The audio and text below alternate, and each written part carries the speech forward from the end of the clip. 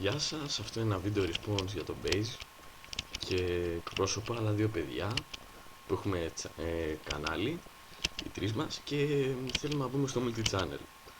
Βασικά θέλαμε να ασχοληθούμε με το YouTube πολύ καιρό πριν και ο multi-channel ήταν κάτι σαν αφορμή. Αγοράσαμε το Minecraft επειδή θα έχουμε σαν main στοιχείο στο κανάλι μας Minecraft videos.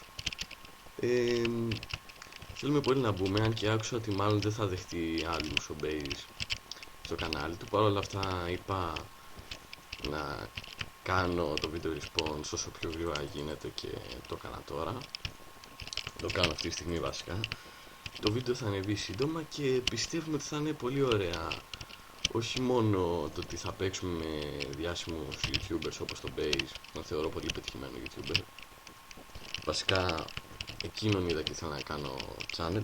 Αλλά τέλος πάντων ότι θα παίξουμε με διάφορους σε ένα private server που ξέρουν και από Minecraft. Και εμείς ξέρουμε, αλλά θέλουμε κάποιους που ξέρουν πολύ καλύτερα από εμάς. Και θέλουμε να παίξουμε πολύ με τα παιδιά, με το Base, το Hackit, το Banes και όλους τους άλλους. Και αυτό, όπως είπα, είναι άλλα δύο παιδιά στο κανάλι που αυτή τη στιγμή δεν είναι μέσα. Ο ένας βασικά δεν είναι μέσα και ο άλλος έχει χαλάσει ο υπολογιστής του.